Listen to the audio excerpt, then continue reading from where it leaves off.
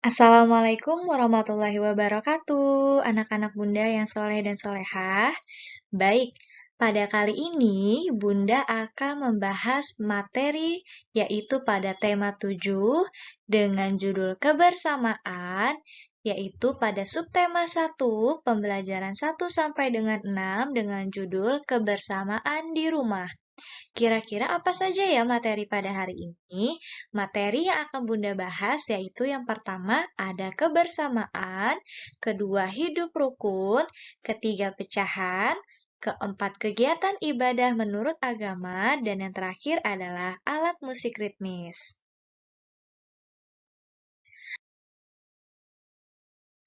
Baik, sebelum kita memulai belajar, mari kita doa bersama-sama ya nak ya. Jangan lupa kedua tangannya diangkat ya.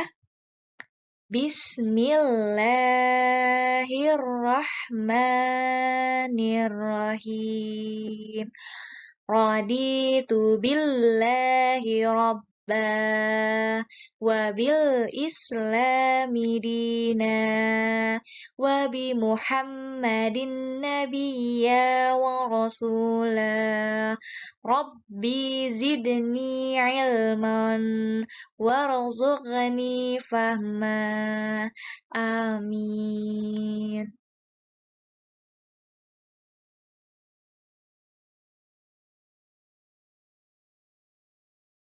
Baik, materi kita yang pertama adalah mengenai kebersamaan. Kebersamaan adalah hubungan kekeluargaan yang diterapkan di lingkungan sekitar seperti di rumah, sekolah, dan lingkungan masyarakat.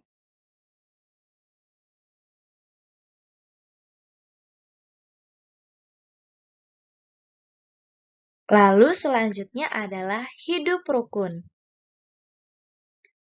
Hidup rukun adalah sikap saling menghormati dan menyayangi antara sesama manusia. Contoh, yang pertama, hidup rukun di rumah. Bun, kira-kira contoh hidup rukun di rumah itu seperti apa saja ya, Bun? Misalkan saling menghormati kepada kedua orang tua, ataupun saling menghormati antara anggota keluarga.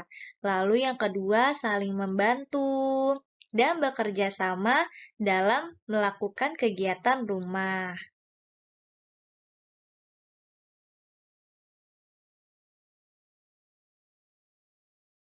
Lalu yang kedua adalah hidup rukun di tempat bermain. Contohnya yaitu misalkan saling menghargai antara teman-teman yang berbeda agama, saling menghargai teman-teman yang berbeda suku, tidak berantem atau tidak bertengkar kepada teman-teman.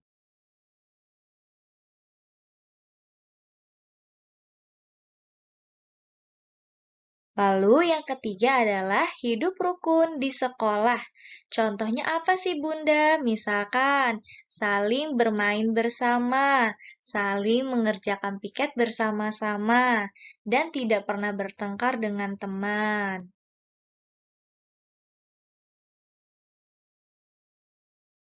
Lalu selanjutnya adalah hidup rukun di masyarakat, contohnya yaitu gotong royong atau bisa disebut dengan kerja bakti, saling berbagi, dan lain-lain.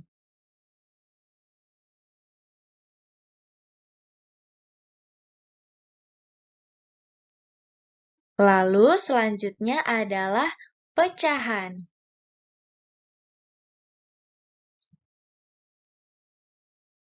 Pecahan adalah sebagian dari sesuatu yang utuh dengan ukuran yang sama besar. Dalam ilustrasi gambar, bagian yang dimaksud adalah bagian yang biasanya ditandai dengan arsiran. Bagian inilah yang dinamakan dengan pembilang. Lalu, adapun bagian yang utuh adalah bagian yang dianggap sebagai satuan dan dinamakan dengan penyebut.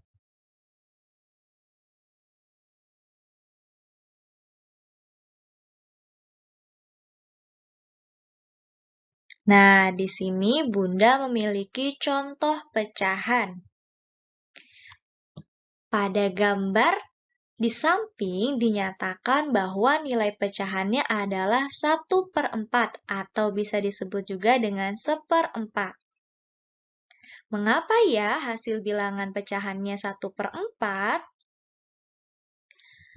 Baik, jadi hasil dari 1/4, hasil bilangan 1 pada pembilang, pembilang itu selalu ada di atas ya nak posisinya, didapatkan dari jumlah kotak yang diarsir berwarna kuning.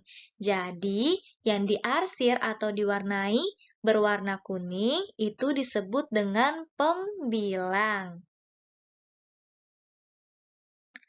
Lalu, hasil bilangan 4 pada penyebut didapatkan dari jumlah keseluruhan bagian kotak yang utuh. Nah, jadi penyebutnya adalah 4, hasil dari keseluruhan bagian kotak ya nak ya. Maka dari itu, hasil pecahan di atas adalah 1/4. Nah, angka 1 disebut dengan pembilang dan angka 4 disebut dengan penyebut ya, nak. Lalu untuk pecahan, ukurannya selalu sama besar ya, nak?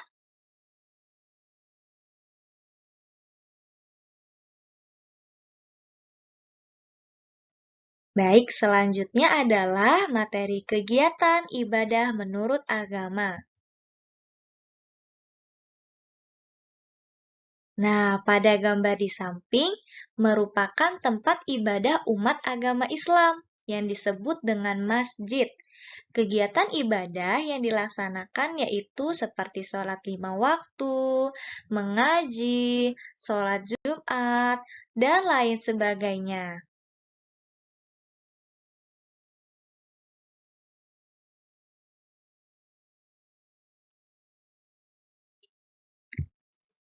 Selanjutnya adalah tempat ibadah agama Kristen Katolik yang disebut dengan gereja. Biasanya umat Kristen Katolik melakukan peribadatan di setiap hari Minggu.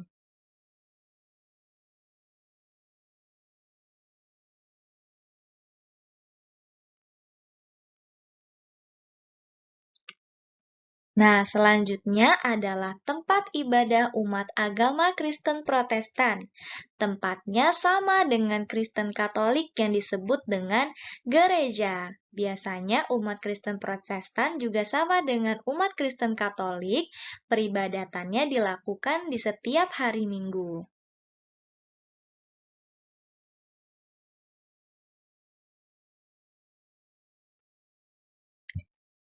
Lalu yang keempat, ada tempat ibadah umat agama Buddha yang biasanya disebut dengan vihara.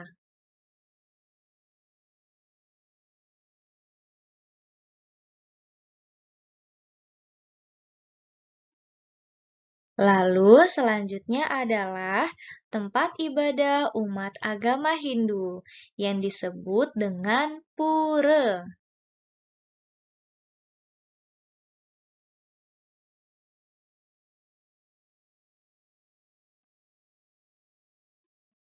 Dan yang terakhir adalah tempat ibadah umat agama Konghucu yang biasanya disebut dengan klenteng.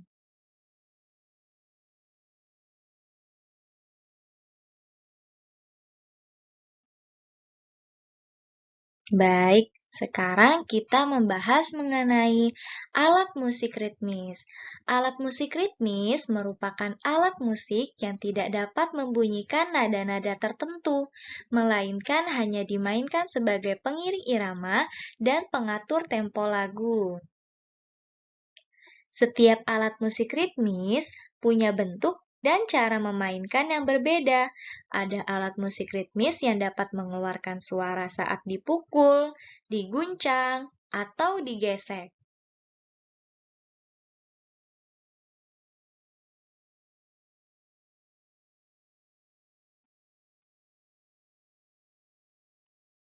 Nah, di sini Bunda memiliki contoh dari alat musik ritmis. Yuk kita perhatikan. Nah, yang pertama ada alat musik yang disebut dengan triangle. Nah, triangle ini dimainkan dengan cara dipukul menggunakan stick ya, Nak. Lalu yang selanjutnya ada kastanyet. Kastanyet dimainkan dengan cara ditepuk.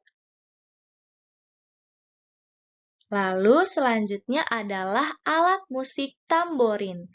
Tamborin, cara dimainkannya adalah dengan cara digoyangkan. Lalu, alat musik marakas biasanya dimainkan dengan cara menggoyangkan kedua tangan.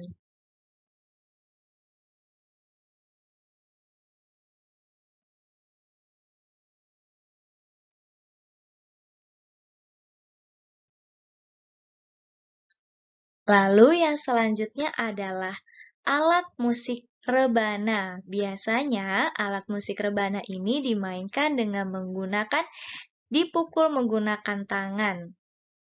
Lalu ada gendang yang cara dimainkannya juga dipukul menggunakan tangan. Dan yang terakhir adalah alat musik gong.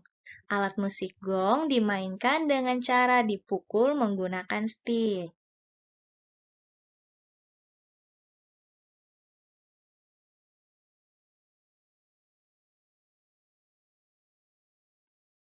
Alhamdulillah, materi kita pada hari ini telah selesai ya, Nak. Semoga anak-anak Bunda yang soleh dan soleha sehat selalu di rumah ya, Nak. Wassalamualaikum warahmatullahi wabarakatuh.